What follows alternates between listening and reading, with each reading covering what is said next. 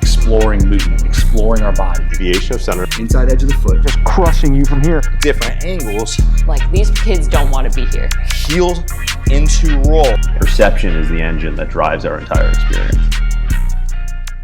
On today's episode, I have the Executive Director of Performance for the Detroit Pistons, Cory Schlesinger. We really get into the concepts of athleticism, what he thinks it is, and how he prepares his athletes for better outcomes on the basketball court. This is going to be a little bit different from the traditional approach of strength and conditioning. He walks me through how he takes athletes from plyometrics, from extensive to intensive, to most importantly, these positional isometrics that can reap better outcomes for health and performance. I ask him questions about how he went from college to pro to get where he's at, and we really get into his thoughts on entrepreneurship, being a husband, a dad, and how he's balancing all of these things in life. Let's get into this episode. If I'm being quite honest, my personal infatuation with you began when you were posting your work at Stanford. That, it just jumped off at me, man. Everything I talk about with training is exploring movement, exploring our body, giving our athletes constraints, and then watching them adapt to them. And the stuff you were sharing years ago, I mean, we're talking, dude, how long ago was that? Oh, over 10, almost 10 now. That stuff was so ahead of the time, but it wasn't anything like novel. Like, that stuff has been done in other walks of life, martial arts, gymnastics, all that stuff has already been created, and you found a way to bring that to that time at Stanford. The very first thing that we start with is just being in certain positions. Okay. So for example, we can get down to our knees. And then for here, we're just going to go simple ankle sit. And a lot of people cannot get into this position. Yeah. It is very painful. And so for me, these are just assessments. So where do you feel it? Feel it in my knees. Cool. Feel it at the tops of my feet, my ankle. Cool. These are all the things that make sense in basketball players. Why? Because they don't get a full range of motion squatting. Yeah. So why would they get a full range of motion anywhere else in life? Yeah.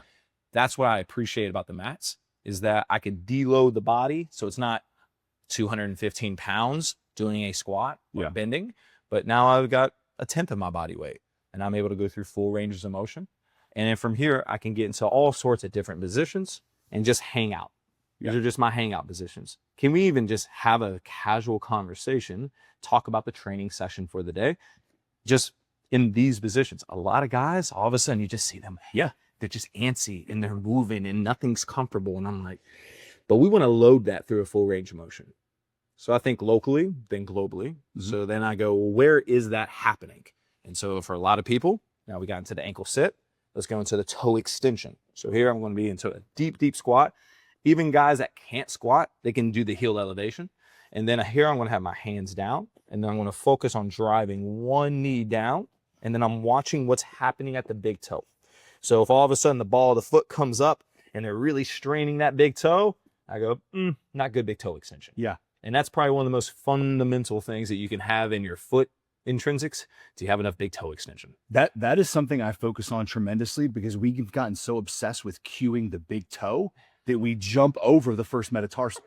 And if the first metatarsal is off the ground, you're not accelerating. Right. You like, find me a good sprinter that pushes through their toe with their first metatarsal up. We push through this. That's what drives us, and then we accelerate out. That's our interaction. And then people just, we gotten so obsessed with that tripod, a big toe, little toe, heel, and it's like, but you jumped over the most important part. Like, that's the gas pedal. The big toe might connect things and feel good, but like, first metatarsal, that's where we push from. Well, it's fantastic when you're doing loaded resistance training, that tripod. Yeah. But when it comes to locomotion, things change. Yep. And that's where, like, to your point, we skip that. Yep. So from here, we just kind of find out the difference between left and right. We just play around. We go east and west, and then I'll bring their knees in, and then we're just kind of going backwards and forwards. And then I'll get them to full extension as far as they can go. I keep the first metatarsal down. And then what I'm trying to do here is I cue them, pull all of your toes towards your face. And as soon as you do that, right, I'm at end range. Yeah. As soon as I pull those toes up, all of a sudden they're like, oh my God, my Achilles. And I go, yeah. So you're getting length on that backside of that leg. So it's almost like you're doing a body weight calf stretch, like on that area, just using your own leverage to load that tissue. 100%. And all of a sudden you see a big difference between left and right. And I start questioning a lot of things from that point. I go, oof, like, you have stiffness that attributes to your success performance-wise, but how long is that going to be for your health? Yeah. And so that's where we start exploring. So now we're moving from the foot. We're going to see how that foot actually interacts when I'm trying to translate the knee. So here I generally grab really high and then I internally rotate and I force it and I let that pronation happen and try to get my knee over my foot as far as I can and still look at that interaction of the arch of the foot. And then I just play around. Are you cueing them to maintain the arch? Are you talking Great about the question. arch? So when I observe the arch at first, a lot of guys want to keep that stiff arch. That eagle claw, like And- they're driving the toes down. And they just can't, and they're like, And I'm like, well, how are we going to squat? Or how are we going to have knees translate over toes if you have the most stiff foot? So once again, it's great when you're taped and braced and you're playing sports. It's great for performance, but we need compliance. And I need a fully functioning foot. And pronation is very, very important for absorbing our read force. Absolutely. So that's where we just start playing around here. And I go, so I'm internally rotating and I'm just trying to see what's happening. Now, if it's dropping, great. If it's not, then I just cue and I just try to relax the toes. And I'm just trying to see how much I can translate forward. I can also put my chest over it, breathe. And then once again, I'm watching the whites of the toes and you just see all of a sudden that tension, but then it just goes away. Just, hey, how can you make it just relax and go away and hang out in those positions? Everything that I do, I try to focus on what is the end result of the foot mechanics.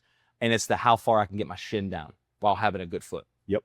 Because the best athletes you've ever seen are the ones that have their shins this low to the ground when they're stopping. Yep. But if you can't have the passive or active range to have your foot in that position, then how do you expect that at high velocities? You'll get it, but you'll get that because they don't have enough surface area to maintain that. And so then basically we're on a wobbly house foundation. When it came to all of those movements, where did those thoughts come from? Once again, it came from failures. The very first thing that I saw in basketball practice was that old school, let's roll the ball and let's dive on it. Yeah. When I saw that and I watched great athletes fall and bust elbows, bust knees, look like they got pushed down a flight of stairs opposed to being able to gracefully change positions. They get from really high to really low and interact with the ground. They have no relationship with it. Why? Because they're 7 foot tall. Yeah. Why would they want a relationship with the ground? That's very far away. Yeah. And I go, oh my goodness, they skipped all of these childhood steps, or they got out of those childhood steps as fast as possible. So for me, I go, I need to find that solution. Why are they bad athletes in that regard? We always focus on jumping, but what about falling? And so I needed a space that will allow them to do that. And Stanford was awesome. They had a wrestling room the size of a basketball court, and that's where we began. I'm still on the ground. Yeah. It's not high velo where I fall and try to catch myself, which I've seen too many times, especially with athletes trying to take a charge and then they put their hand behind them and their wrist and elbow are trashed. Yeah. And so now I lost 20 games because of a fucking wrist or a hand injury.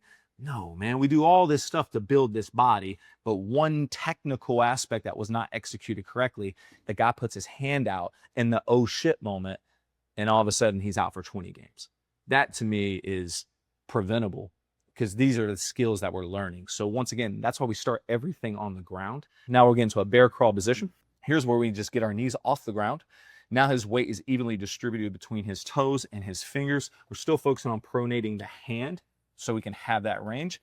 From this position, we're going to sweep our opposite leg through and thread the needle between our arm and leg. So go ahead and proceed. Excellent. And then the number one thing I cue on this is this arm or the fixed point stays the same. Everything else revolves around it. So go ahead. Excellent. So nothing was moving here. Come on back. What I typically see is as reps go, they go away from the hand. And then that's where you get in trouble because now we're not working on the thing that we set here to do is to get the glenohumeral joint and rotate on it like we do like a hip airplane. And so now from here, I love that. This is a strong stacked position. And then, of course, now I'm going to have you do the exact opposite. So now we learn the rules. Now we're going to break the rules. Now from here, we're going to get into it. And then I want you to go out as far as you can and then bring yourself back. And let's see how extreme we can get that range. Okay.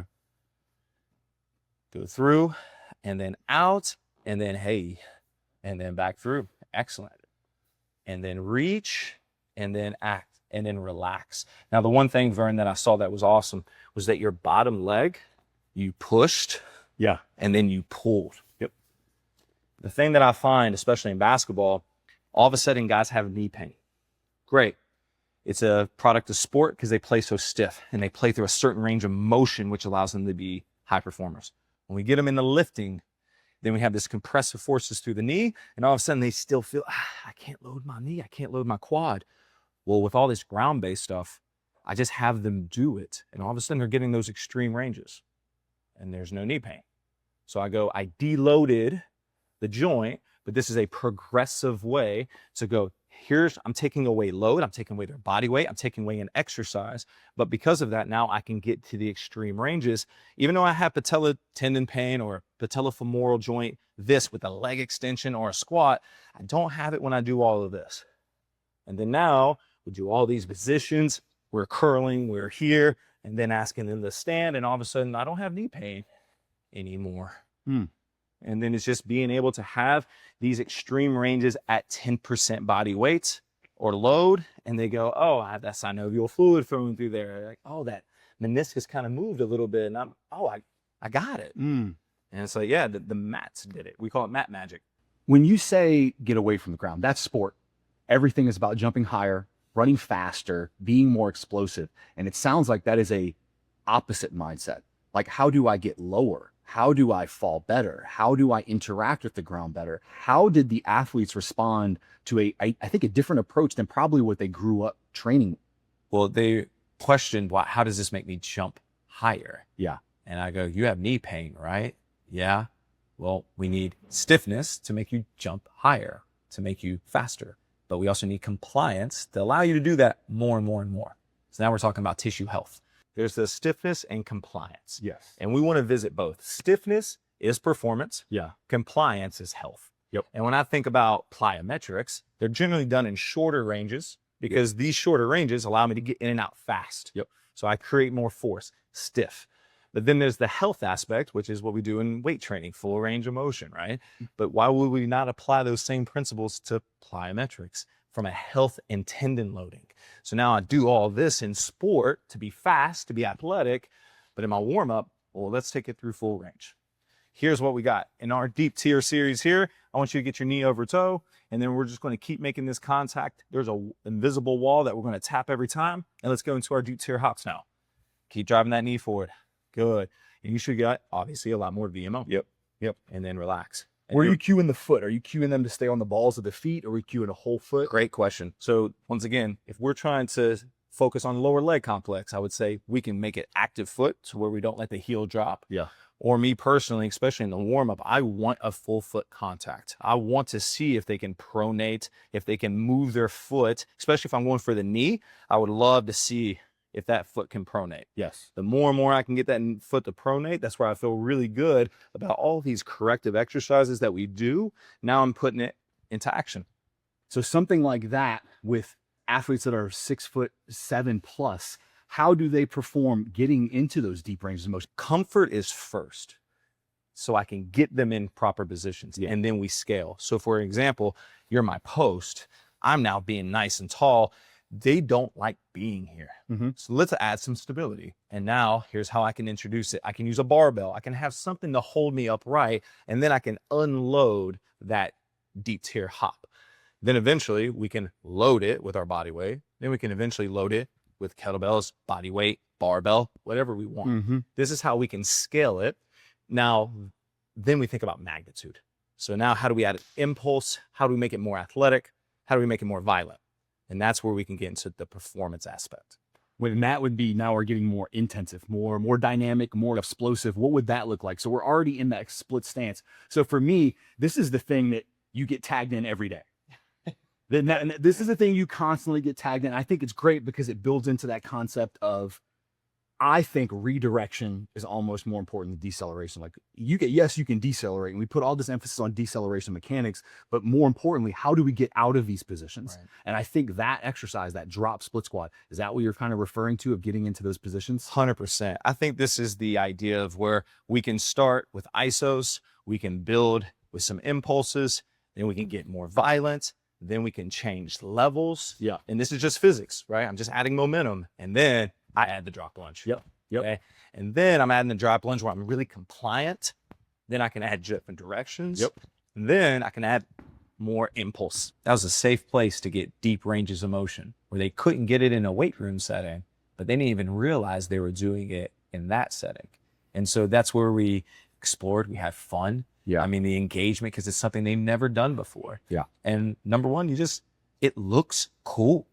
It's a different form of athleticism that they've never seen before. But guess what? They watched action movies. We all watch action movies. You see your John Wicks or you see your wrestling or whatever. And it's like, I want to move like that. I want to move like a ninja. That looks awesome. And so I gave them a safe space to be able to explore that and then actually have fun with it. I think we overlook our impact that we can have as a coaches. And it's always like, what input can I give to give me a different output? And sometimes that input is just something that's different and it's something they haven't done. So they don't have a predisposition of what it's supposed to look like. Like if you tell someone to do a squat, like, oh, I know what that looks like. I've done that before. I've been coached how to do that. Yeah. I like any way I can provide a movement or an input that they already have not been given a coaching cue on. So that ground-based stuff, the stuff you did with Stanford, it was unique as in, that's probably the first time many of those athletes have done something like that.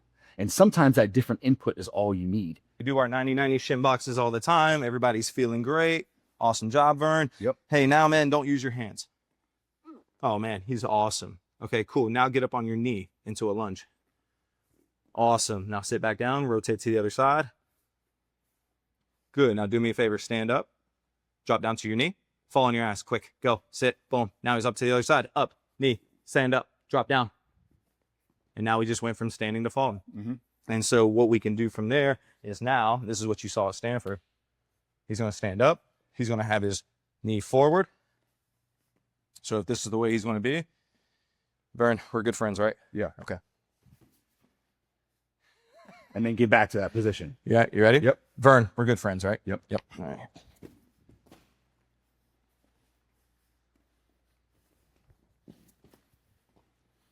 Now I taught you the other tool. Go ahead and stand up. Now we're going to do the forward roll. So you're standing nice and vertical. Now I'm pushing you forward. And now we're making it interactive. Yeah. So go ahead and hit me with a couple. I don't care how you hit me. So if we're going side, boom, he hits me. Now down, get up, flip through. He hits me forward. I know how to dissipate. I take the charge. Boom, no hands, get up. There's all sorts of stuff that we can just add to make this really interactive and kind of like reactive. Yeah. And it leads me into the concept of what you said, tissue tolerance, that building in those capabilities, that compliance. And you do a lot of like low-level plyometric type stuff. Where did that input come? Because when we think about basketball, it is boom, it is pop, it is go, it is move quick, it is move explosive. When we think about slowing that curve down a little bit and starting with low-level plyometrics, why would you start there and then move forward? The way I've learned dealing in high performance is generally the exact opposite is what they need. What they do every day is what they want. So when I think about the sport of basketball, it's very plyometric and very shortened ranges of motion so they can, evade, or jump or change direction or stop. But compliance is the exact opposite. But when we do return to plays or we have not healthy tissue, we do the exact opposite, but in a weight room setting. So I think, well, what's the reintroduction to plyometrics? Well, it's the exact opposite. It's longer ranges of motion, but done just like we do jump rope. So I do jump rope for my ankles. Now my tendinopathy in my ankles go away. Why would I not do the same for my knees? Why would I not do the same for my hips? Why would I not do the same for my appendages up top? It just makes sense from a physics standpoint. And the input of that is going to allow me to have more time under tension at these deeper ranges. But we want to do it with resistance all the time.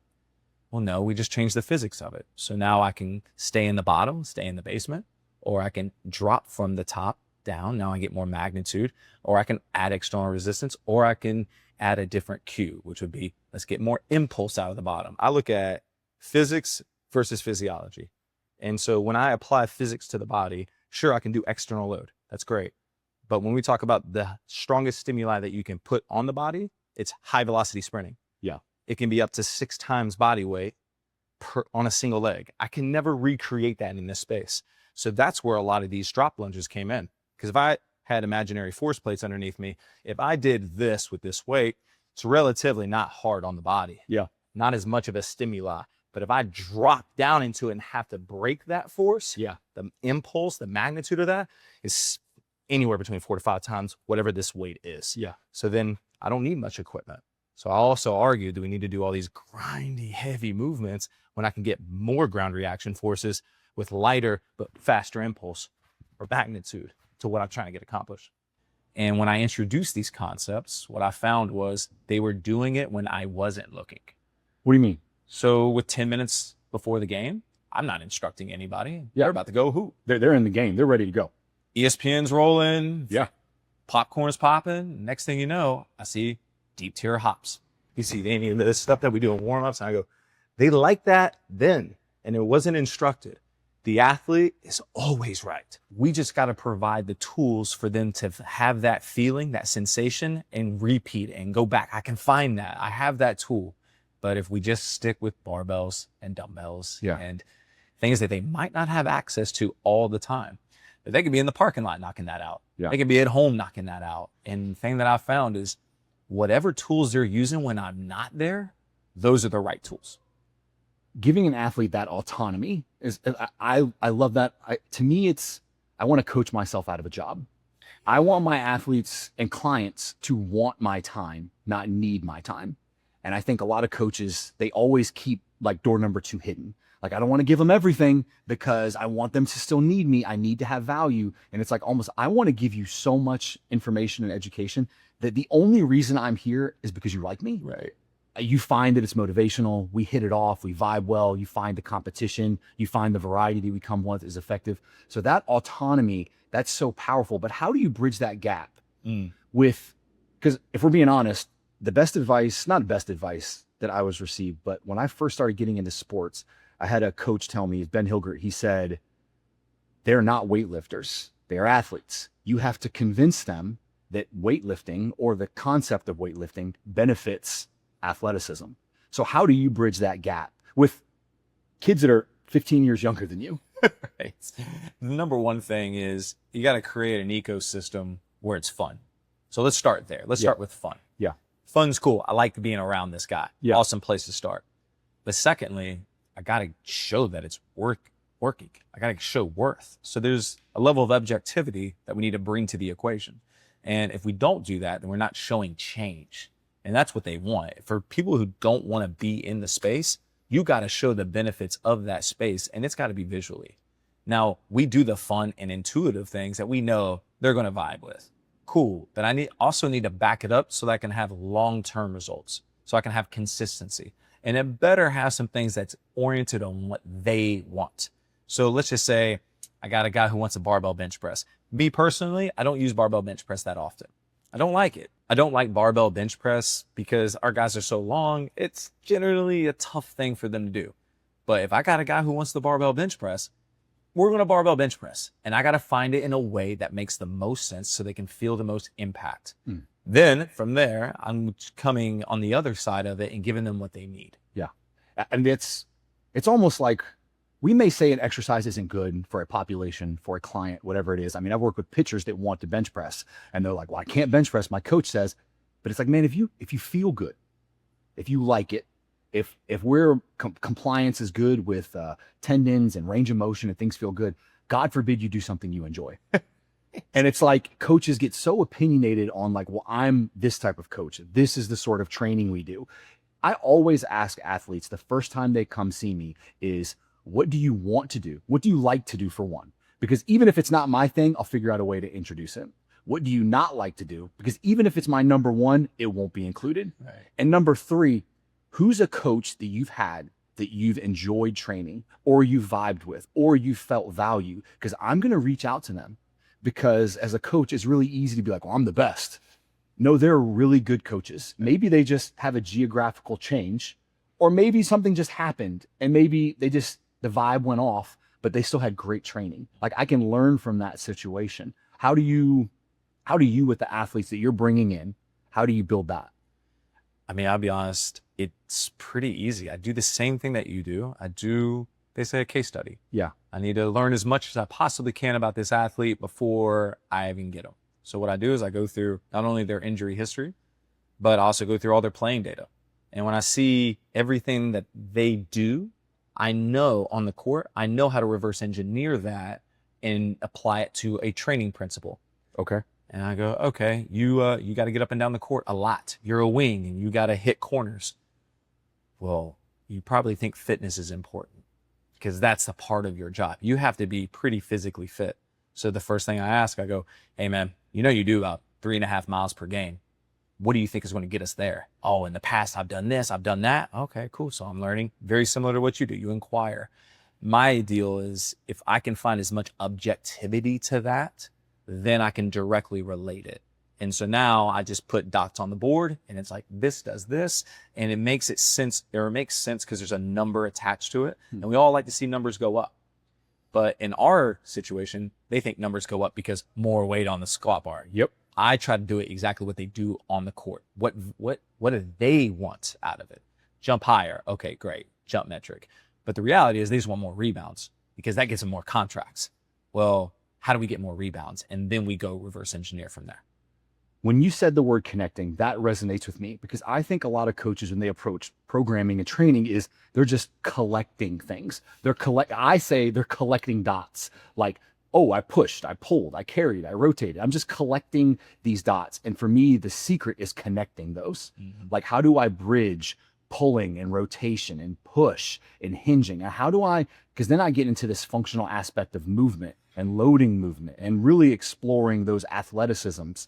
For me, I look at this as we're exploring the idea of athletic lifting, right? So like you were talking about, we're very sagittal with our squatting and our lunging. Here, I am looking for a rotation. Yeah. Strategically. So when we think about change of direction, obviously I got to have a lot of internal hip rotation. I got to have pronation of the foot. I got to have tibial internal and external rotation. These are the things that help me from a biomechanics standpoint, dissipate the force, load, and go. Yeah. So when we do all of our lifting, it's kind of the exact opposite, right? I'm here trying to squat. I'm externally rotated. I'm pronated at my foot because I'm trying to create a stiff foot. I'm externally rotated. Sure, that's a moment, but it's not where we live. So with this, it's getting in and out of those positions, just like you were talking about redirection, same idea. So I like the idea of, okay, for sure, we can be as stiff and straight and linear as possible. Mm-hmm. But what I'm really looking for is I want to have a little bit of a split. I want to be able to get to more internal rotation. You're biasing in, or I'm getting adductor because of that. I'm getting internal rotation. I'm loading external rotators dynamically. Exactly. And you will feel glutes like you've never felt before because of the magnitude of landing this. Yeah. So I can do Bulgarian split squats. Sure, that can get me sore. But when you do drop lunges, it's just different. Yep. And that's where I go, what load is doing to the body. Slow load versus fast load.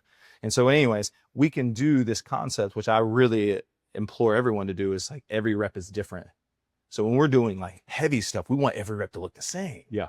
That's great for stress response adaptation for maximal output.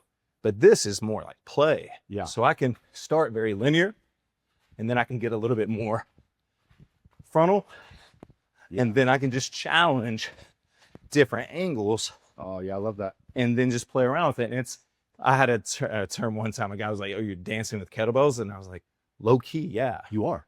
Because it's rhythm and coordination and these aspects that we forget in athleticism. Mm-hmm.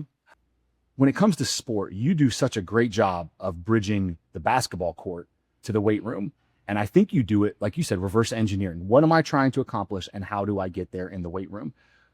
What stop that you have had? For one, what coach allowed you to do that? Because I think that's important. Not a lot of sport coaches give a strength coach the ability to explore that stuff. So I think it'd be cool to give that as credit and the athletes that were open to it. It was actually my first stop in the NBA. I had no idea what an NBA landscape was. And at that time, I was super meathead Cory. And I love that Cory. I love that Cory. I love that Cory. I miss that Cory a lot, actually. But what I realized was that was this weird ego where if I was bigger, faster, stronger, in the sense in the weight room, then I'd get more respect. I mean, my athlete can't bench as much as me. See, ha, ha, ha. Like, this is why you need to listen to me. And then I go to Phoenix and none of that mattered. And I'm like, well, I can't get these guys to warm up with intent. Like, they just go through the motions. And I'm over here looking like myself. And I'm like, you know what? I played college basketball. I was a point guard. I can handle the ball really well. Love the N1 Knicks tape. They'll dig it. So let's just get a ball in their Your hand. professor? Low key. But let's get a ball and let's move. And all of a sudden they saw me handle a basketball and they go, yo, Cory, I didn't know. And I'm like, well, I'm not just going to walk in day one and go, I played college basketball. You should listen to me because, Jesus, I played the lowest level. You play the highest level. But having that background, and I go, no, they appreciate how well I move. So now we can take it from resistance to actually sport specific. Yeah. And this is cool, right? This is what we do in warm-ups daily with the guys. Yeah. But what we can also do is now I got a different implement. Now I can get some spinal engine stuff. Yeah. So now I can be here. Great. Now I'm here. Now I'm in all these different positions and you can make every rep different. Is that rep without a rep? Rep without a rep. And what's cool about that is this is low level. It's not that much stimuli to the body, but it's in those precarious positions. It's read and react. It's not lifting. And these are things that from a neck up standpoint, I feel like has unbelievable like downward effects, downstream effects. Well, I think it makes them cognitively there. Yeah. Like the second you say, change your rep or change your foot position, turn to the left, eyes over here. Now it's like, oh, this is it just changes the exercise and drives intent because now they're more engaged and not just a passive participant of going through a rep scheme. For sure. I mean, if we look at any tape of any sport, you look at rib and hip disassociation. I think about why don't we spend more time of that in our space? We do in a therapy setting, like in a dead bug, or we do these certain movements, but I'm like, at some point you got to get to high velo. Yeah. And so what a great way to introduce rib and hip disassociation than being able to drop and rib and hip disassociate. Same arm, same leg, above the head, all this. Yeah. And it's just a warm up. And then what you're going to find is bad athletes look even worse at this. Yeah. Good athletes, I mean, they'll be able to spinal engine. They'll be able to do all sorts of wild different movements and feel really good about it. And they're like, man, that's cool. I'm like, yeah, no other NBA strength coaches doing that to that extent. Why? Because they didn't play basketball. And so for me, that was that transfer of the sport where I go, stop number one, they like me moving. I need to move the way that they want to move, or else who am I? So then that was my first, oh, wow. And then my second was actually going back to college. It was where I was at the University of Texas as an assistant coach. And we had motion capture. And it was a really, really cool setup. The only one in college basketball at the time. And I got to see from a biomechanics perspective, in real time, their physical problems to their shooting problems. So we have, you can't load a wrist, or you have an ankle issue, and how that ruins a jump shot. And so we looked at how guys were missing. And based off that, I go, oh, wow, how they miss is actually more of a physical problem, which in my head, that's performance enhancement. If I can fix their local problems, rather through physiotherapy, through proper resistance training and exercise selection, then maybe I can make them a better shooter. We think bigger, faster, stronger, jump high, run fast, all this. But when we do barbell bench and compression, and we got a guy who can't load a wrist, well, I'm just doubling down on that problem. The thing I got to give him is extensibility, and so that he can load a ball. And if he can't load a ball, then he has to bring his offhand. And the more he uses that offhand is going to create friction when it comes off your hand. So now I got a trajectory problem. And you're wondering, what are we talking about when we're talking about performance enhancement? We're talking about what? Muscles and outputs? No, we're talking about skill. And we can have physical solutions to help their skill acquisition. That is performance. And that's where I stand on where our evolution of our field should be going towards, is how do we blend the physical to the skill act? When you say skill, that acquisition or skill, you can easily talk that language. So for me, it's the coaches that can bridge the vernacular. And where does that come from? In me, it's no different than sports. Like, you can't play all of your games at home. You have to go visit. You have to go visit the court. You have to go visit the field. You have to watch. For me, the best thing I ever did specifically in football is breaking down tape with football players and seeing the words they use, specifically on defensive line. They're like, hey, I'm on the inside edge of my foot. I'm getting into my hip. I'm evading around. So now when I'm coaching like mobility exercises, those are the words I'm using. I'm using their language because now they instantly go, for one, he gets me. Right. For two, he's like, this makes sense. I instantly built value. So for coaches that did not play basketball, how do you understand that sort of skill acquisition or build a awareness or respect for that to start to bridge that gap? Because not every strength coach played college basketball. For sure. For me, it goes, what do you know is working?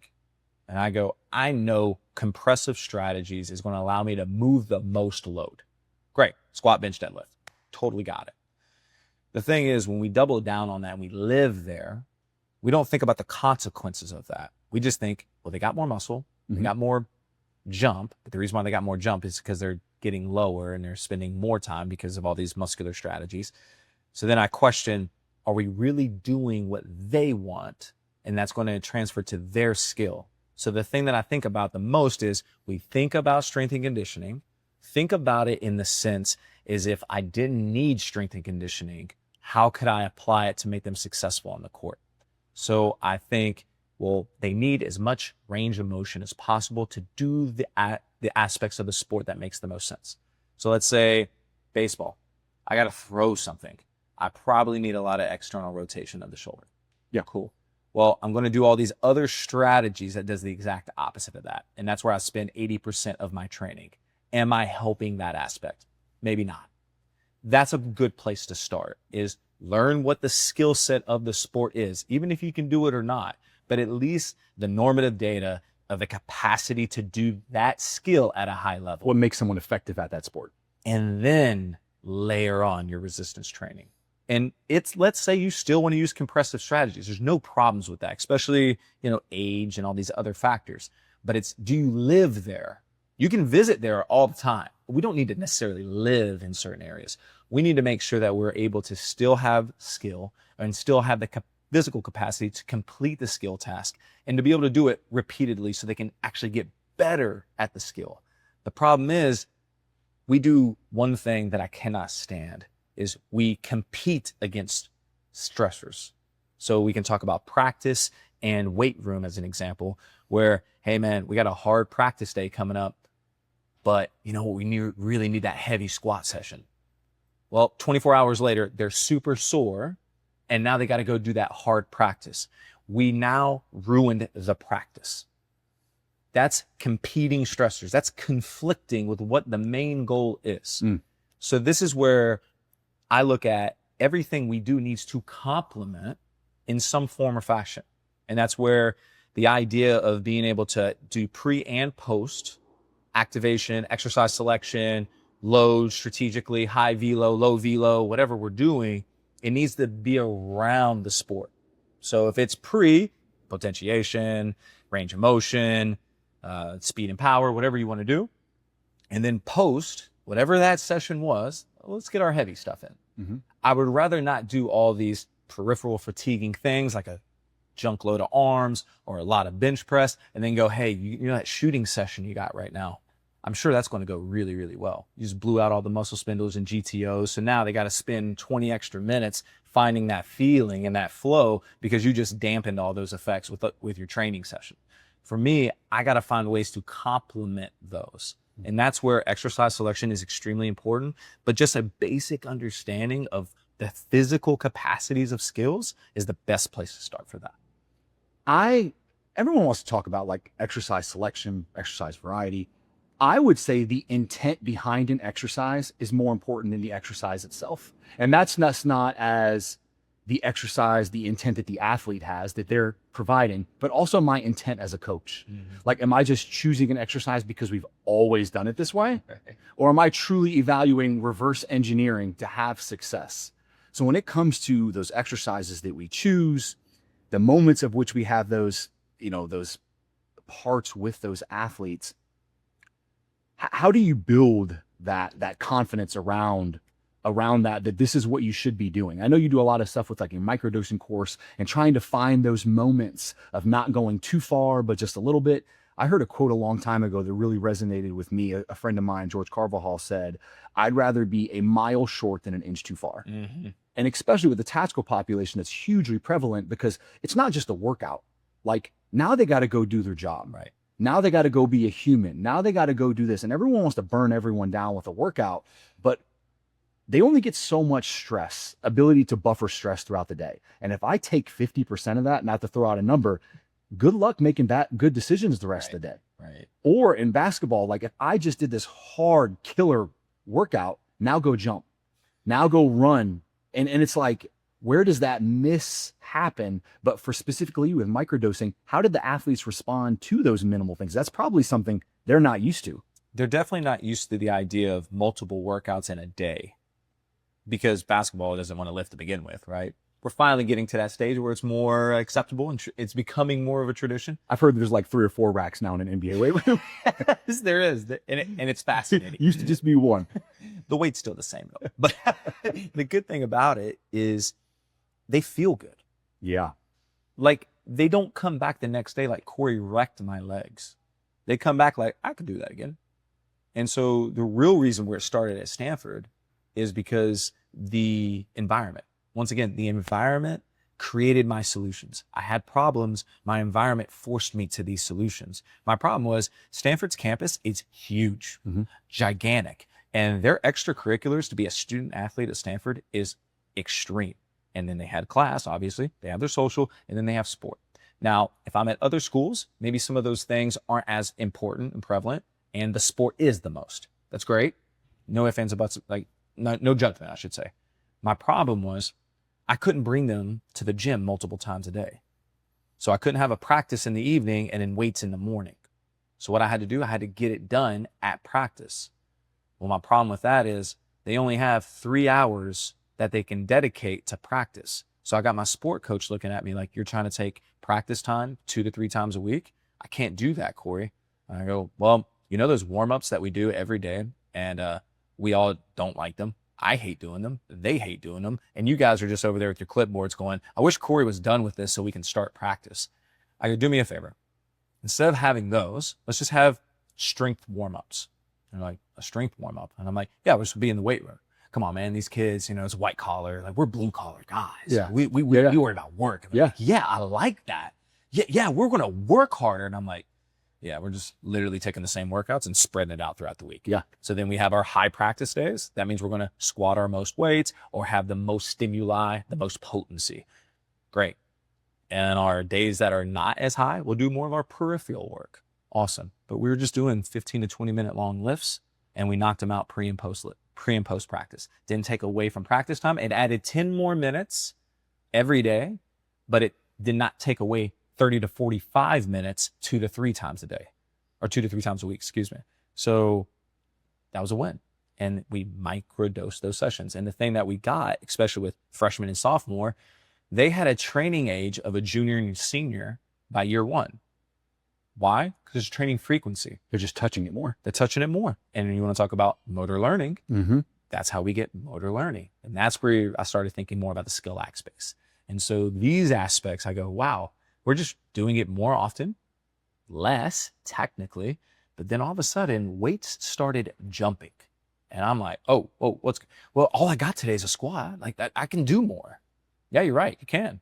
So all of a sudden 225, 275, 315, and we're in March. And I go, I could never touch those numbers even in off season with these guys, but they were just, the training frequency allowed them to just basically just greasing the groove.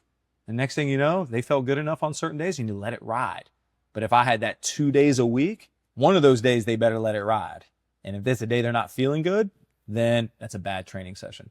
But if I got 5 or 6 in a week, if one of those days are bad, that's fine. That's only 10%. Yeah. I still got 90% of good work. When you say potency, I mean, we've been hanging out now for a couple of days, and potency, purposeful potency, you do a lot of work with like positional isometrics, putting people in positions, getting them out of positions, precarious positions. Where does that come from, and what is your goal with introducing that concept of positional isometrics? The positional isometrics was really well packaged and done by Alex Natera with run-specific ISOs. To me, I just saw that and I go, oh my gosh, why don't we do that for everything? Why would we not do that for change of direction? This is the safest way to add as much force as you can in positions that make sense in sport and the shapes that we make. So we'll go real simple with a split squat lunge. This is what you generally see for an ISO. So nice and deep, and he's loading up that patella tendon, and we're just gonna hold at the bottom, and that's a great ISO, right? Now I can be here and I can add load to him, and all of a sudden, great, another ISO. But what we wanna get to is more positional changes that you see in sport. So what I really like, take that same foot, reach it out as far as you can out in front of your body, really pitch that thing out. Actually, you got such great range of motion. Be more realistic as an athlete. You go. Okay. Now, what you see, what we call a penultimate step, is that one big step right before they take off. Why would we not feel really strong there? Because when you see the guys with a flat tire and they go to jump and it's not there, this is the step that doesn't allow it to happen. So now here we're going to get nice and deep and then pick this toe up, externally rotate it, see if you can get this foot off the ground.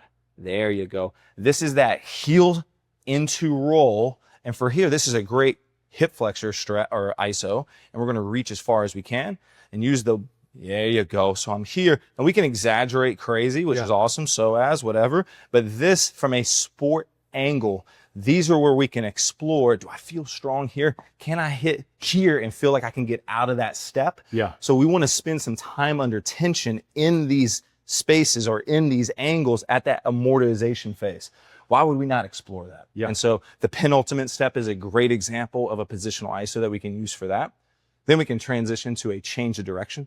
So now here we talk about change of direction. I want to have you on this rack on the outside. And now, instead of doing IMTP or a belt squat ISO for vertical, let's apply the same idea, but change the direction. So here what I'm looking for is I'm looking for an angle to where all that foot stuff we were talking about earlier, nice and flat, feeling inside edge. Yeah, I like that. Edge. The bridge of the foot. The bridge of the foot. We're finding the bridge of the foot. And then we want to see how much can I maintain the bridge of the foot while having a little bit of contact at the ridge of the foot and to create a shin angle.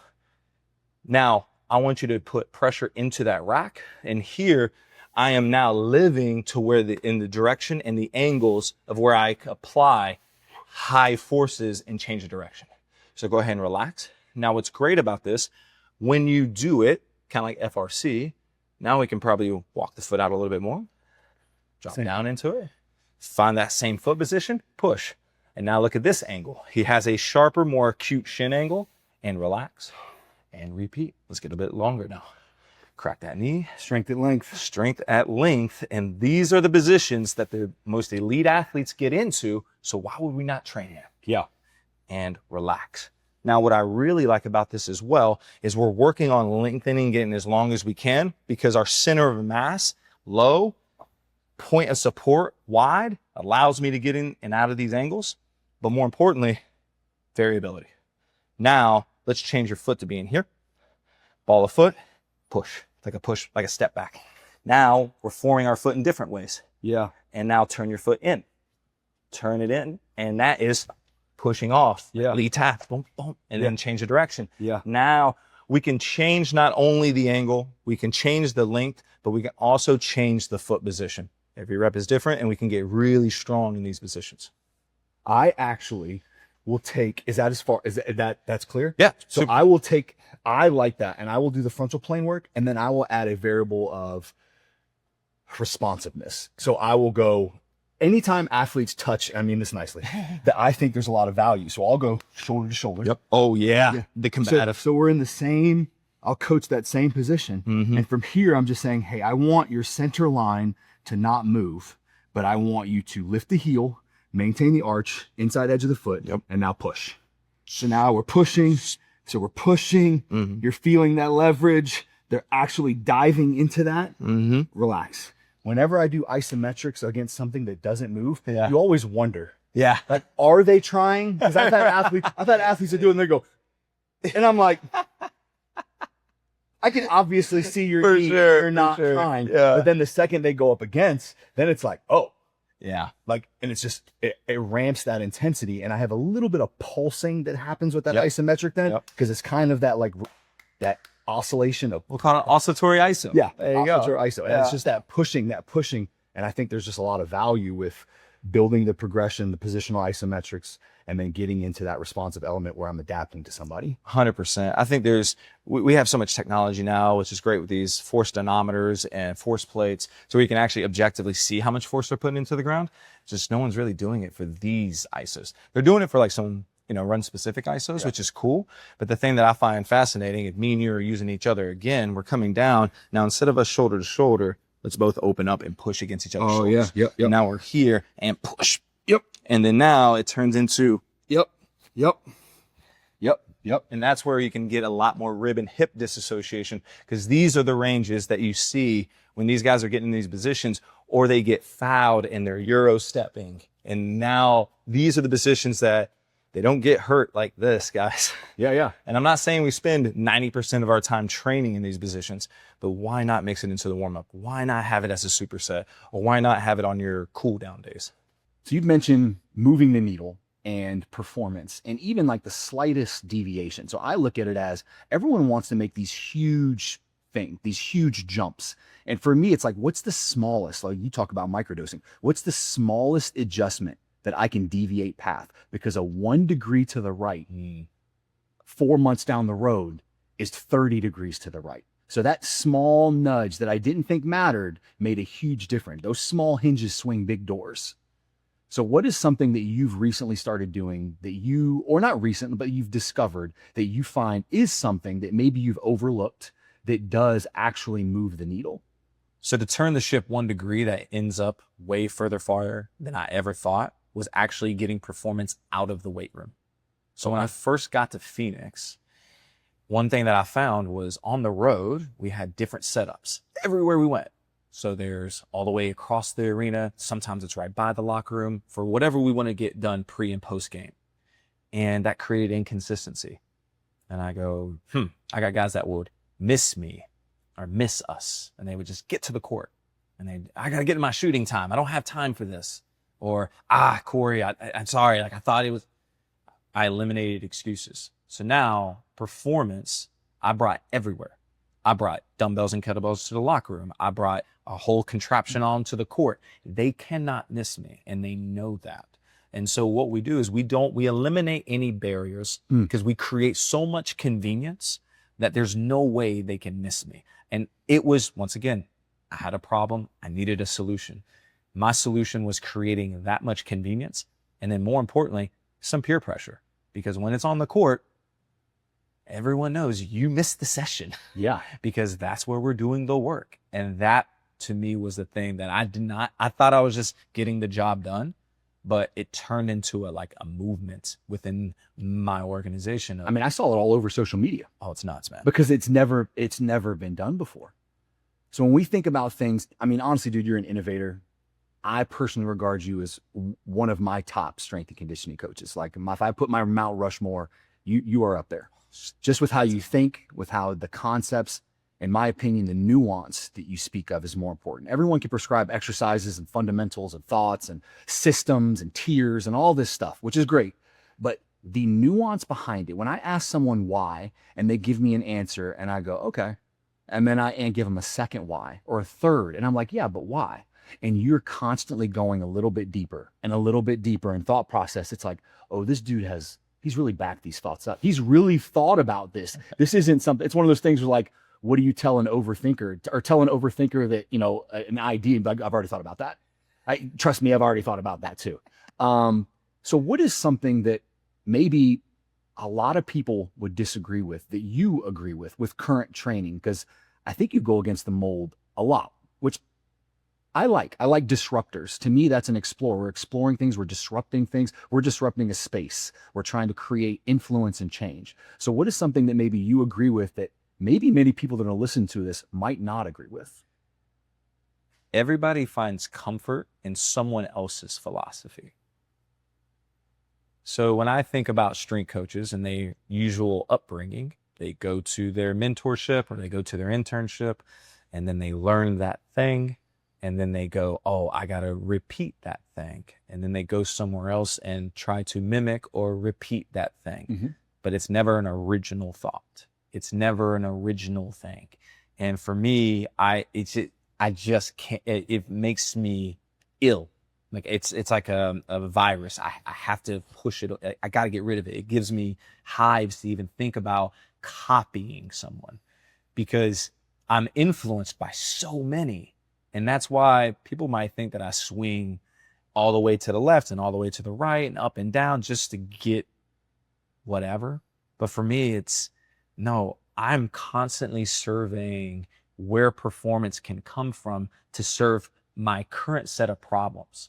And just like how I went from Olympic lifting to not Olympic lifting to kettlebells to crawling, it's never going to end and it's never going to stop. And because it shouldn't stop, I should not be the same coach that I was 2 weeks ago.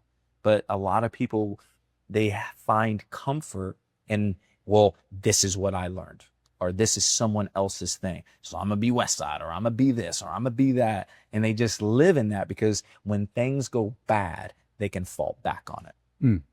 And for me, that's not a good enough excuse. For me, it's I'm always wrong. Let me wear it, whatever it is. I'll wear it, but I also get to find the solution. If I get to wear it, I need the solution. And that's for me to go find that solution. When you say copy, I think that's a huge problem with social media right now. People just see stuff and they replicate it. And I'm getting really into cooking lately. No offense. I make a pretty mean pasta dish now. Okay. But, okay. you know, okay. But, it's the concept of recipes are more than ingredients. Like when you see things on social media, or you post, no offense, you post something and some coach that looks up to you goes, oh, I'm going to do that. The intent behind that exercise is more important than that exercise. Agreed. Why you were doing it, the angle of the knee, the depth of the hip, the positioning of the foot. If the foot is elevated, the torso position, am I leaning, am I upright? That's all specific to that person. And when we as coaches, like, we really want to get on social media and say, that's wrong. He should be upright. He should be leaning. Why is he tilting to the side? And it's like, who are you? You literally have no idea the context. And more than likely, that video is from 3 weeks ago. Right. So that's not even like prevalent right now. That concept of a recipe is more than ingredients. Like, it's not just like, oh, I'm going to use beef and I'm going to use salt and pepper. It's like, well, I need to warm up the pan. I need to grease the pan. I need to have it at this temperature before I add the meat. And then I put the butter in with this. So it's like all those steps along the way are more important than the actual ingredients themselves.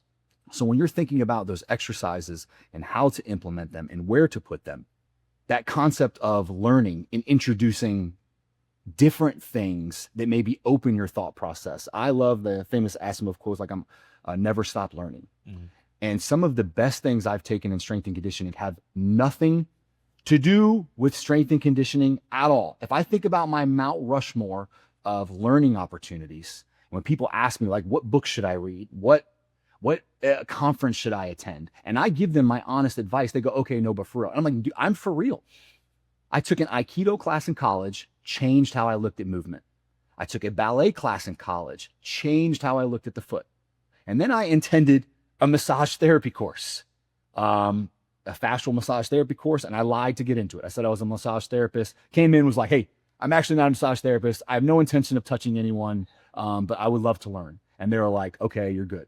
But what are those opportunities for you? Like, what are you looking for? What inspires you with those moments? To go along with your recipe, and for me, there's a difference between a cook and a chef. Okay. A cook follows the recipe. I see a lot of cooks. They'll see someone else's, but chefs don't need recipes. So you develop this experience to have all of these seasonings and all these tastes, and you know, with what I got available to me, whether it's stove, this type of pan, whatever, this is what I can get going. And that's the difference between a cook and a chef. So I love that with the recipes. Yeah. That's awesome. Yeah. The things that I find, it's boredom a little bit, honestly. I get super bored with strength and conditioning. And so I appreciate human movement, and I can find human movement everywhere, across the world, across cultures. And I'd rather be inspired by why those things are happening. Why are they getting those maybe results, rather indirectly or directly? But I look at ice skating. I look at speed skaters specifically. I look at, obviously, track and field. We all draw from that. Yep. But ballet, absolutely. My mom, ballroom dancer. See a lot in that. And these are things that I go, if you can't appreciate human movement, then how do you appreciate athleticism? And then how do you appreciate developing athleticism if you can't look in other areas like dance, like martial arts, and appreciate for what that can do for you? Blows me away because they think specificity, specificity, specificity, output, output, output. But all these other things that we're talking about, how much input could that be for the athlete? And would that not only one-fold, two-fold, but threefold their outputs? All of this is like learned. Like even myself, like most of the concepts and things I've developed are things I've learned from a lot from clients that I've had, experiences that I've had. If you could go back and give 22-year-old Cory any advice, or another young coach, like what would you tell them given where you're at now? The advice I would give to the 22-year-old version of myself is to run away from the weight room as far as possible. Get out of the space, because it turns into, most strength and conditioning programs are weight room programs. That's it. They're weight room programs. They're not athletic programs. They may have some athletic aspects to them, but they're all driven around outputs. All right, how fast can you run? How high can you jump? And those are awesome things to go achieve. I will not say that, but it should not be 100% of the program. It should be a percentage based off of where that athlete currently is. And what I find, especially in the college sector, is when you have great athletes, we actually lift athleticism out of them. The thing that I love the most is actually any of the bridge series. So for instance, we think about glute bridges, right? So you're going to lay down on your back. You're going to have your heels underneath you. And then we're just going to do a simple glute bridge. Great. Awesome for the hips. Okay. Now let's sit up. Now you're going to have your hands behind you. Okay. Now we're going to externally rotate because this will be a more favorable position. Now here's another thing. We talk about pronation of the foot. We also got to talk about pronation of the hand, because if we're going to treat our foot, we got to treat our hand very similar. So now we're going to focus on this area right here where we want this to go down. Okay. And we want to rotate this way actually to allow that to happen. Now go into a bridge. Right. So this is what I call table one. And then we're just going to do a couple of reps. Oh my God. A little different. Got a cramp in my neck. But this is just different mechanics, Yeah. right? But it's the same as the leg. And we're just taking it to the ground, coming back down. This is table one. Now we're going to flip our hands to where our fingers are facing our toes. And now this is table two. Now we're taking an internal rotation, and the hips may be a little bit more challenging to get as high. Yeah. So once again, we're fixating, we're rotating, and now we're just taking it through a different range. Now, ideally from here, we want to be able to go into our wrestler bridge progressions. Okay. All right. So now we're going to use this medicine ball as a bolster. We're going to cue the athlete to roll back. And then for here, we just want light pressure of the hands. So keep walking back, even with your feet. There you go. And then here, I am not asking to have the most pressure in the hands. We're just going to find some comfort in this position, but we're looking for that same pronation of the hand if possible. And then we're just going to relax and breathe. And then from here, Vern, what we're going to do is just put a little pressure through your feet, like you're doing a glute bridge. And then come on back down. And then we're just going to do these mini pulses. So go ahead and keep your hands there. Yeah. And then we're just going to explore by pressing up and then back down. Up and then back down. Now, Vern, you're looking really good. Here's what I'm going to do now.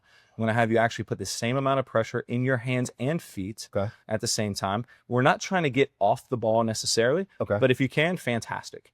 Go ahead and give me your attempted reps. That's great. And back down. We want that equal pressure, and we're just building this range. So this will be our table three or a wrestler bridge, and relax.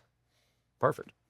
So getting into that weird, precarious extended position, which we're not supposed to get into in strength and conditioning. 100%. For me, this is general health. I still consider this the capacity of what the human body can do. We have to explore the extremes of it And the mat allows me to explore it at end ranges in the safest way possible. The thing that I heard in college that I can't unhear was, I used to have bounce in high school. And I'm like, yeah, you had a college football lifting program. That's why. And I go, we do all these strategies to add those transformation photos because I need lean body mass. I need you to gain 20 pounds this off season, which is crazy. So what am I doing? I'm doing the exact opposite. I'm living in external rotation. I'm living in supination. I'm doing the things that are the exact opposite, or moments of time to have those things to achieve what? More load on a bar? And then they go, well, I'm jumping higher. No, you're bending deeper to jump higher. So it's technically a slower jump. And that's not what basketball or football is. It's not how long can I wind up to get to peak height. It's how fast can I get to that thing. And sometimes that's peak height. And sometimes most of the time it's not. It's how fast can I get there. And so I think we train athleticism, especially out of young athletes that are already bouncy. If they're bouncy, you do not mess them up. What you do is you make sure that they have enough mass to be able to play the game without taking away their gifts. And that's the aspect of having technology, which is great. As soon as you see force plate numbers change, you start realizing counter movement jump depth is increasing to achieve that jump height they used to have, or you start seeing that impulse getting a little bit longer. I start going, this is not good. This is not what I need for this athlete. It's not what he needs for himself. So get away from the weight room. Damn. What do you do to facilitate the gifts that athletes have to bring the most out of them? So I try to find as many objective ways to demonstrate their superpowers, almost to the point where I'm gassing them up too much. Like I'm gaslighting them. Yeah. Because the reality is, if they're at this level, then they are unbelievable, right? At whatever they do. But their superpowers is what allows them to be different. And so when I can find ways to go, bro, this thing that you do, that's the thing. That's what makes you different. And when I can give them that, I can give them all the other stuff that they need to support that. And it's crazy when you see the different types of bodies in the NBA, where some of them are extremely athletic, some of them are just extremely long. They don't associate that together. They think, oh, I'm long so I can jump high. No. You're actually a terrible jumper. 80% of the NBA is probably bad jumpers. They're just really long, so it looks like they're jumping high. But their hands are just 7'2" wingspans on a 6'7" frame. Yeah. So that's what makes them jump high. And so when I have a guy get on a force plate and have him jump, and they jump 13.5 inches, they're like, how high did I jump? And I'm looking around like, but man, that concentric impulse was really good. Man, really, dude, do you see that? And they're like, yeah, you're right. And I'm like, okay, we're chasing that. Like, this is the thing that they're going to latch onto and go, this is what's going to make me better. As a person of influence in this field, I mean, we've kind of talked about a bunch in the conversations the past couple of days. I've asked you a couple questions. This ain't the first podcast you've been on. I mean, you've been asked endless questions. What is the question you wish you were being asked more? Like, what do you think is actually impactful that people aren't talking about or asking about? People always ask, like, what makes you successful in this field or makes you successful as a coach? And the reality is everyone is so different that I could not say, be more eccentric or be more this. I wish they asked, how can I use my superpower as a person to be the best version for my athlete? So if you have an introverted coach, but really analytical, and that's where they value, they tend to weirdly shy away from it because they think, well, the big football strength coach does this. This is what I gotta be to be successful in this field. And in reality, it's like, no, just double down on being the geek. If you want to be a geek, geek out. Mm-hmm. Be the biggest geek you can possibly be. And it's okay to be that. And I don't think they think that's a great answer. they look at it as like, well, no, but I want to be like you. And I'm like, no, you don't want to be nothing like me. I promise. You just want to double down on yourself. And I wonder, why can't they ask themselves that? Like, why do you have a problem being yourself? As opposed to asking me, what do I got to do to be successful? Throughout coaching, you've had a lot of stops. Who is a mentor that you have had, or a moment that you've had that sticks out as a pivotal part of your career and profession of where you're at now? I'm all about giving people their flowers. Yeah. And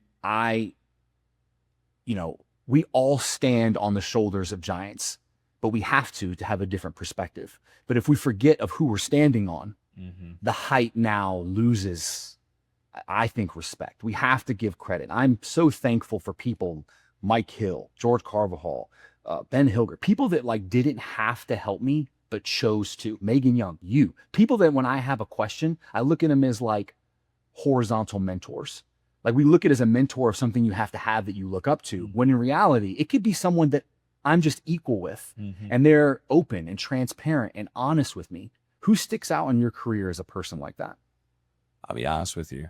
Nowhere I would be with my thought process if it wasn't for Jonas Suration. So he's the basketball strength coach at the University of North Carolina at Chapel Hill. Has been there ever since the Roy Williams era. I met him maybe a month or so ago. Really? Yep. Bro, he is super nice. One of the most intelligent human beings I've ever seen. And the one thing that he told me early in my career was, you got to know more than them. And I'm like, who is them? And he goes, oh, sports medicine. I'm like, what? Like, I'm performance. I'm a strength coach. I just got to get guys bigger, faster, stronger. And then what I realized what he was talking about is, no, you have to understand health. Health is what real performance looks like. So you need to understand what all of the tissue feels like. You need to take massage therapy courses. You need to get guys on tables and be able to assess. And that is real performance. And I'm like, oh, and I'm 20 years old. I started with him when I was 19. Then we worked 3 summers together, and he's been my mentor and really close friend ever since. I owe him my entire career. He is the guy. And then luckily I got to piggyback off that and meet Al Vermeil. Al Vermeil, I mean, come on. Like, I don't know what else to be said. How lucky are you, dude? It makes no sense. Because if it wasn't for that, and then to be honest with you, I did not realize how impactful he was until I found all the things that he was talking about later. And this was Ethan Reeve at Wake Forest University. That was my first internship when I was 18. He was a national championship wrestler. And guess what those guys were doing?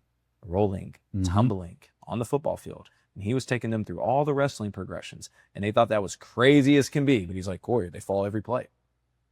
And I didn't think about that until I was at Stanford. And I go, that was impactful.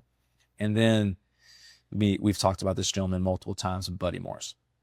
Legend, bro. Hands down. Hands down. And I'm very, very lucky. Like, I think if I have any badge in my entire career, is having him in my contact list and being able to message him at any time. His silent profile picture, when he pops as a like on my Instagram, I instantly, like, any troll that comments on my stuff, I'm like, him. Bro, did you see who just liked my post? I don't give a shit about your opinion of me. 100%. Did you see who just liked that? I got super lucky with Al Vermeil. We had a Vegas conference, and it was the Basketball Strength and Conditioning Symposium. And this is like one of my first years that I got to present. And I'm like, oh man, like, I'm presenting, like, this is nerve wracking. Like, should I be in this position to even do this? And I know that feeling. Bro, I get the conference list. First speaking, Al Vermeil. Second speaking, Cory Schlesinger. I go, no, I got to follow Al Vermeil? You can't do that. That sucks. You can't do that. Yeah. And guess what I was talking about? Not using Olympic lifts. Oh, man. And I'm like, oh, God. And so I'm like, well, I just lean in. Just go as hard as you can, and whatever happens, happens. And luckily, because of my mentor, that's his mentor, we've connected before. So I'm like, hey, at least we're friendly. So we'll figure out what this looks like. Yeah. And the coolest thing, I was leaving the stage. The MC was still there, like, and he runs up to the stage and takes the mic from the MC And he goes, Corey, come back up here. And I'm like, oh no, this is it. I would have shit my pants. This is it. He's going to deem me in front of everybody. And he goes, Cory, if I heard that presentation 20 years ago, I would have been a 10 times better strength coach. I hope everybody here was taking notes on all of that. And I'm like, and just tears. And I'm like, don't let him go. I'm an emotional cat. I'm like, don't let him go. And I'm like, thank you, sir. And I handled it poorly, but I'm like, I gotta get the fuck out of here. Cause I'm like, okay, I'm good. Like in this field, I'm good. That was Al Vermeil co-signed that. It was, he did not have to do that. And it was antithesis. Like he wasn't necessarily talking about Olympic list, but you know, that's a thing that he was doing with the Bulls at the time. And he had a lot of videos of Horace Grant cleaning. And I'm like, that's pretty sick. Yeah. But it was cool, man. So all that X's and O's. Yeah. Yep. 82 game seasons. I think that's right. 82 games. Unfortunately. Your entire life is basketball. Yep. You also have stuff going on outside. Not done yet. Online courses. You're doing presentations. You're doing workshops. Just have a newborn. Yeah. Married somewhat recently. How do you balance all of that as being a successful strength coach? Because I think that's a lot of people, they run into that problem. Like, I want to be you, but there's all this other stuff, Yeah. you know, and I think that's what makes you special. If you have that balance, you know, as a father, as a husband, as an entrepreneur, and as this, like, how do you wear all of those hats in a basketball season that is, no offense, year round? Yeah. The road helps a lot because, once again, environment. So technically I'm away from my family. Yeah. And so it's the ability to create separation and to go, well, if I got this time, I better utilize the heck out of it, because when I'm home, I better be home. And full transparency, I'm still working on that aspect of being present. Where I have a 19-year-old daughter and a 12-year-old son, I still don't have that figured out. Yeah. So the fact that you're thinking about it, I think that shows care. You're at least considering it. You're trying. As a new dad, Yeah. What is that like? It would be a lot worse if I didn't have the exceptional wife that I have. I can't put into words how amazing she's been at raising my daughter and helping my business and supporting me. And she's a doctor, and she put all of that aside to help bolster this family. And she's more than willing to, what's the next stop? What do we need to do? And I could not do it. So it's not me wearing hats. It's me leaning as hard as I can, and sometimes unfairly, on my very strong wife. But do you ever feel a guilt or a responsibility that your people trusted in you? You have to make this work. Because to me, that's kind of what I feel. It's like, you trusted in me. I have to make this work. I have to be successful. I have to figure this out. Because if I don't, and the longer it takes, I feel guilty that I'm not what you think, how you think I'm special. Sometimes I don't think I'm special. So it's like, I have to lean into that trust that they have. And that for me is a very hard thing. And I think in my childhood has a lot to do with it. Like, how do you create that sort of trust, that sort of leaning into it, as you would say? I'll be honest with you. I still have no idea.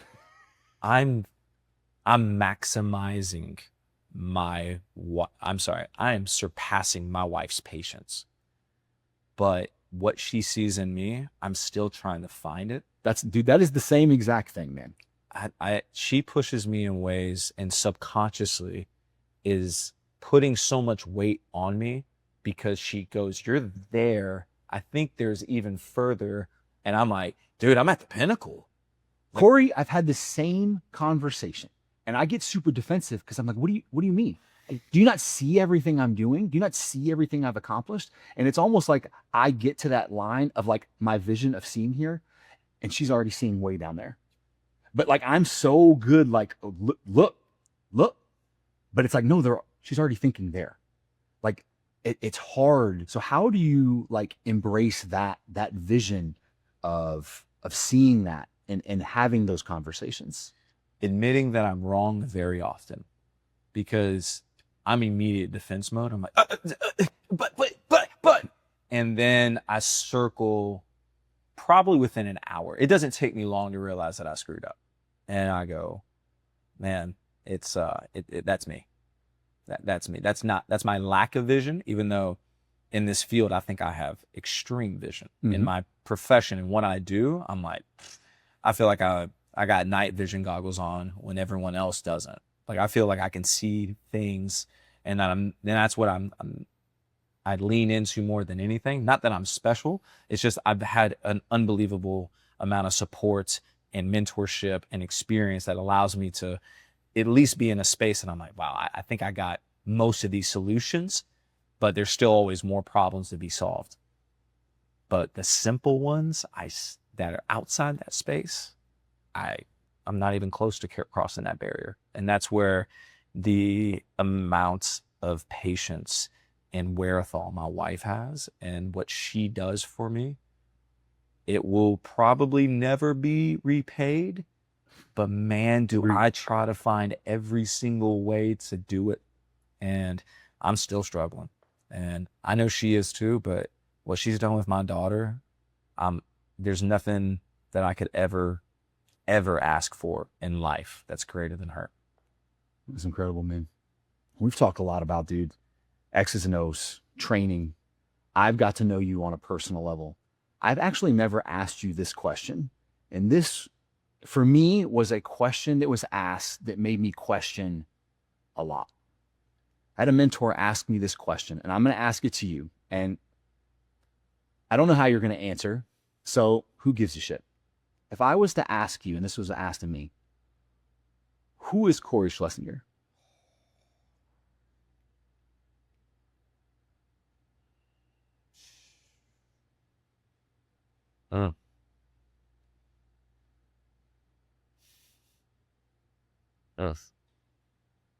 I know the right answer. Answer. But it's not the right answer.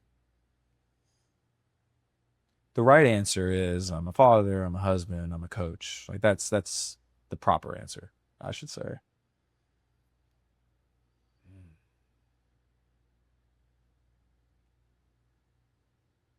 Here's what scares me. I don't think I will ever know. Yeah. I don't know. I really don't know. If I'm being honest, when that question was asked me, I responded the same way you did. Yeah.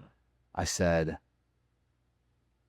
I'm a dad, I'm a husband, I'm a coach, I'm a business owner. And the person that asked me, George Carvajal, you give him a he stopped me and he goes, Vernon, stop. That's what you do. All right. He's like, who are you? And you get so caught up in chasing. Right. Like, I want to be the best coach. I want to be like him. I want to win. I want to be successful, that you just lose track of who you are. Yeah. And I'm in pretty intensive therapy right now of trying to figure that out. Of who am I? Like, internal. And the best example I can give now is I can sort of answer that question. I'm a curious person. I love exploring new things. I love memories. I love being outside. I love music. I love culture. And those are the things that are me. The thing that immediately rushed when you asked that was all flaws. And that's not a good place to start. So that's the thing I got to work through, because that's what hit me immediately. Yeah. And it was probably preemptive with the wife conversation, quite honestly. And I go, I know who I am. I am selfish. There are times I'm very selfish. And there's times that I'm unaware, or I purposely unaware. I choose to be blind. Yes. And that's the things that, unfortunately, was the first thing that came to my mind. So I am very excited that at some point down the line, I will be able to have a good answer for you on that. But as of right now, I have no idea. I love that, dude. Fucker.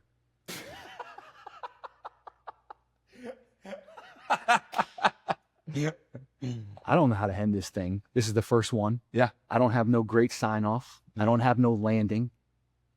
Is there anything else that you would like to share that inspires you, that you think someone else would respond to? Insight, coaching, life, just anything that you would tell someone. Is there anything? Yeah, I think it's okay to not know. And I think a lot of people feel like they have to have an answer, or they have to have like, isometrics or whatever. And it's like, nah, it's okay to not know. What's not okay is to not go figure it out. And your goal is to be a curator of not only your curiosity, but everybody else's curiosity. So whether it's your coaches, whether it's your front office, or whether it's your athletes, because they're always going to come to you with, I want to get better. And you might think you have the answer, but you need to be curious on why do they even ask you that to begin with? Like, what is their better? And then how do you get them that from point A to point B as efficient as possible? I'm be honest, Cory. We took a curve. Yeah. That was not planned. We took a curve. Yeah. Thank you for one. Thank you for coming to fucking Virginia Beach, man. Absolutely. 2 up, 2 down, baby. Shark City, North, right here. But thank you for coming. Thank you for sharing your information. Thank you for taking me through the movements on the floor. Thank you for your authenticity. Thank you for your friendship, man. We have this digital connection for a decade. Yep. Whenever I've reached out, you've always reached back out for no fucking reason. Before I had a social media phone, there's never been an ulterior motive. It's always been genuine curiosity. I feel authenticity. It's palpable. You carry that. I am thankful for your friendship. I'm thankful for you being here. And I really hope this, as the first episode, that it improves. But I will say this, what you've done for the industry and what you've done for, all of us, if the reality is we all steal. You got to be good thieves to be a good strength coach, but you have overshared for us to be able to thrive, whether given credit or not. We have overstolen because you have overshared, and as an industry, we appreciate you. that means a lot, man. Episode 1, Performance Explored Project, powered by Techno Gym. I hope you enjoyed that. Good luck being the next person that comes on. Too bad we started with probably one of the best coaches in the country. Thank you guys for joining along. Peace. Also sponsored by Kleenex. Fuck. Yeah. How did we get there?